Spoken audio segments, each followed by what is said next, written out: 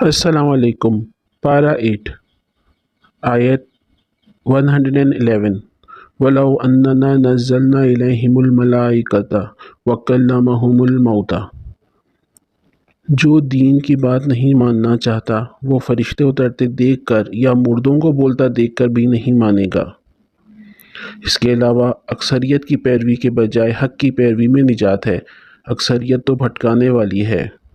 آیت 112 وَكَذَلِكَ جَعَلْنَا لِكُلِّ نَبِيٍّ خواہش کی پیروی، علم کے بغیر اپنی خواہش کی وجہ سے لوگوں کو بھٹکانا، مثلا میرا خیال ہے، میری خواہش ہے جیسے بیان دینا وغیرہ۔ آیت نمبر 120 وَذَرُوا ظَاهِرَ الْإِثْمِ وَالْبَاطِنَ ظاہر و باطنی گناہ، ہر طرح کے گناہ سے بچنا۔ گناہ وہ ہے جس سے نہ نفس کو سکون ملے اور نہ دل کو اطمینان۔ آیت 121 وَلَا تَأْكُلُوا مِمَّا لَمْ يُذْكَرِ اسْمُ اللَّهِ کہ یہاں پہ حکم دیا جا رہا ہے کہ نہ تم کھاؤ ان چیزوں کو جس پہ اللہ کے نام کے علاوہ کوئی اور نام لیا گیا، کیونکہ بے شک وہ فسق ہے۔ پھر آیت 122 أَوَمَنْ كَانَ مَيْتًا فَأَحْيَيْنَاهُ زندہ و مردہ، حق کی روشنی پانے والے اور حق سے دور اندھیروں میں بھٹکنے والے زندہ و مردہ جیسے ہیں۔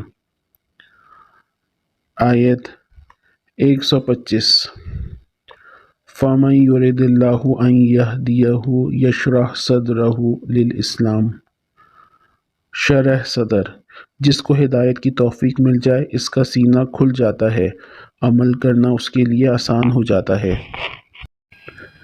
آیت 127 لَهُمْ دَارُ السَّلَامِ عِندَ رَبِّهِمْ سلامتی کا گھر جنت حق قبول کرنے اور اچھے عمل کرنے والوں کے لیے اجر ہے۔ آیت 132 وَلِكُلِّ دَرَجَاتٌ مِّمَّا عَمِلُوا عمل کے مطابق درجات ہوں گے، اللہ ہر ایک کا عمل جانتا ہے، قیامت کے دن معلوم ہو جائے گا کہ کون عمل میں آگے رہا۔ آیت 151 شرک کرنا، والدین سے بدسلوکی کرنا اور نافرمانی کرنا، قتل اولاد، چھپی کھلی بے حیائی، قتل جان، یتیم کا مال ناحق کھانا اور ناپ تول میں کمی کرنا، عدل نہ کرنا اور عہد شکنی کرنا، یہ تمام چیزیں حرام کردہ اعمال ہیں۔ اس کے علاوہ وَلَا تَقْرَبُوا مَالَ الْيَتِيمِ کہ یتیم کے مال کے قریب بھی نہیں جانا، اس بات کا حکم دیا گیا ہے۔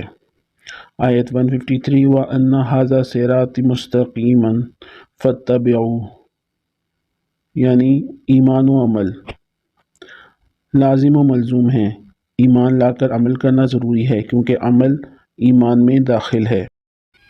آیت 159 إِنَّ الَّذِينَ فَرَّقُوا دِينَهُمْ وَكَانُوا شِيَعًا فرقہ پرستی، جو دین میں اختلاف کرتے ہوئے فرقہ پرستی پر ابھاریں اور گروہوں میں بٹ جائیں، ان کا نبی کریم صلی اللہ علیہ وسلم سے کوئی تعلق نہیں۔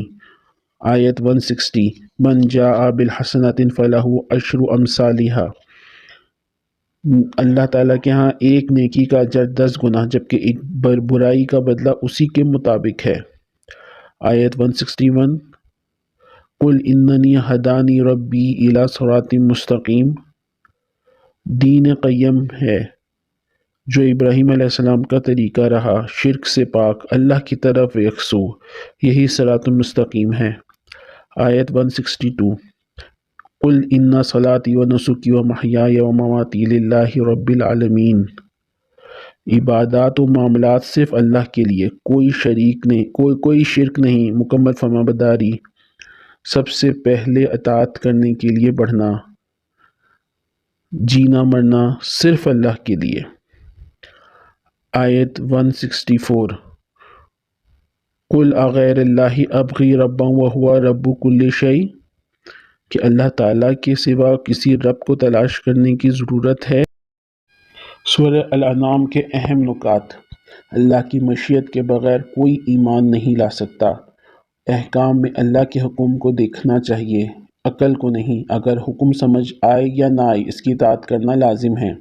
جو دل جس قدر ایمان سے خالی ہوتا ہے وہ اتنا ہی زیادہ شہوات اور شبہات کی طرف مائل ہو جاتا ہے۔ اللہ کے کلام میں 1400 سال گزرنے کے بعد بھی کوئی تبدیلی نہیں ہوئی، اس لیے پورے شرح صدر کے ساتھ اس پر عمل کرنا چاہیے۔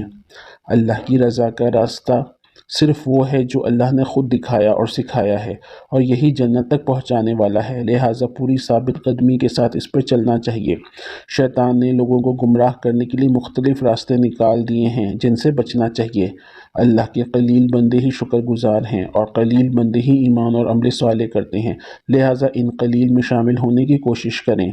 حلال و حرام صرف کھانے پینے کی چیزوں پر منحصر نہیں بلکہ اس کے علاوہ بھی جو چیزیں حلال و حرام ہیں ان میں صرف حلال ہی کا انتخاب کرنا چاہیے۔ صغیرہ اور کبیرہ اور ظاہری و باطنی سب گناہوں کو چھوڑنا ضروری ہے، کیونکہ گناہوں سے بچنے والا ہی سب سے بڑا عبادت گزار ہے۔ سازشیں اور چالیں اپنے چلنے والوں کو ہی نقصان دیتی ہیں۔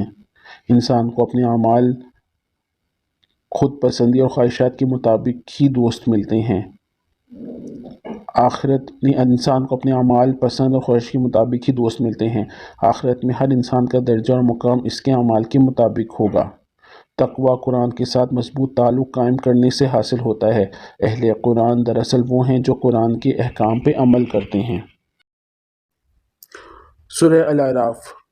کتاب انزل الیک فلا یکن فی صدرک۔ نزول کتاب کا مقصد دعوت و تبلیغ کرنا تاکہ اللہ کے علاوہ دیگر لوگوں کی پیروی سے باز آئے جائے۔ آیت 9 وَمَنْ خَفَّتْ مَوَازِینُهُ اعمال کے درجے میزان میں متعین ہوں گے۔ بھاری پلڑے والے کامیاب جبکہ ہلکے پلڑے والے خسارے میں ہوں گے۔ آیت 11 وَلَقَدْ خَلَقْنَاكُمْ ثُمَّ صَوَّرْنَاكُمْ۔